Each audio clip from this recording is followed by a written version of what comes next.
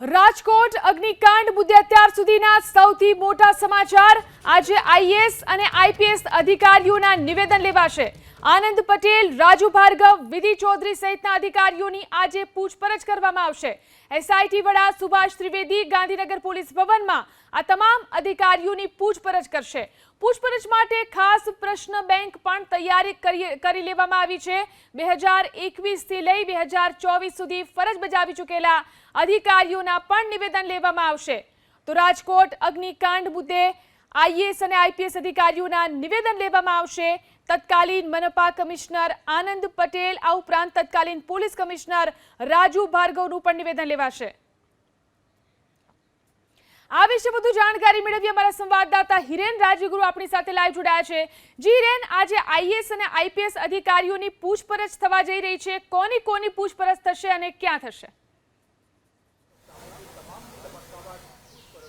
જો સૌથી મહત્વપૂર્ણ બાબત એ આવી છે કે 2021થી આ ગેમ ઝોન ચાલતો હતો અને 2024માં આ દુર્ઘટના બની છે। એટલે 2021થી 2024 સુધી જેટલા પણ અધિકારીઓએ રાજકોટની અંદર ફરજ નિભાવી છે તેમની પૂછપરછ કરવાનું એસઆઈટીએ નક્કી કર્યું છે। કારણ એ પણ છે કે એક તસવીર વાયરલ થઈ છે। એ તસવીરની અંદર રાજકોટના તમામ ઉચ્ચ અધિકારીઓ એ ગેમ ઝોનની અંદર ગયા હોય અને મજા માણી હોય, મસ્તી કરી હોય, કારણ કે ત્યાં બર્થડે પાર્ટી હતી અને આ બર્થડે પાર્ટી ત્યાં મનાવવામાં આવી હતી। એ તસવીર વાયરલ થઈ છે। એટલે એસઆઈટીએ આ તસવીરને અત્યંત ગંભીરતાથી લેતા તમામ અધિકારીઓની પૂછપરછ કરવાનું નક્કી કર્યું છે। કારણ કે કયા સંજોગોમાં કયા અધિકારીની આમાં બેદરકારી છે એ પણ જાણવી જરૂરી છે। આજથી આ પૂછપરછનો દોર શરૂ થવા જઈ રહ્યો છે। તબક્કાવાર પૂછપરછ થશે તે પ્રમાણેની માહિતી મળી રહી છે। આજે પહેલા દિવસે રાજકોટ મ્યુનિસિપલ કમિશનર આનંદ પટેલ, રાજકોટના પોલીસ કમિશનર રાજુ ભાર્ગવ, રાજકોટના 2 ઉચ્ચ પોલીસ અધિકારી વિધિ ચૌધરી, સુધીર દેસાઈની આજે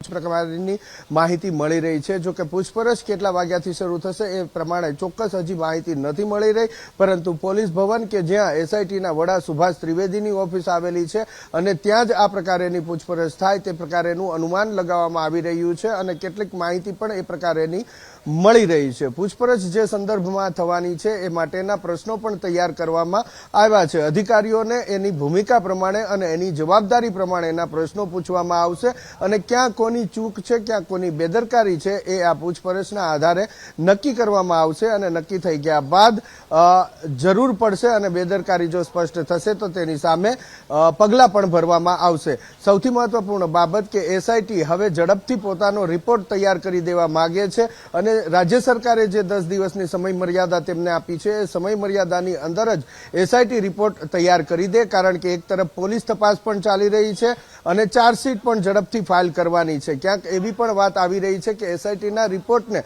ચાર્જશીટની અંદર પણ સામેલ કરવામાં આવે। તો આ તમામ શક્યતાઓની વચ્ચે હવે એસઆઈટીના વડા સુભાષ ત્રિવેદીએ નક્કી કર્યું છે કે ઝડપથી આ તમામ અધિકારીઓના નિવેદન લઈ લેવામાં આવે, એટલે કે પૂછપરછ કરી લેવામાં આવે અને એટલા માટેથી આ પ્રક્રિયા આજથી શરૂ થવા જઈ રહી છે। જી, આભાર હિરેન તમામ જાણકારી આપવા માટે।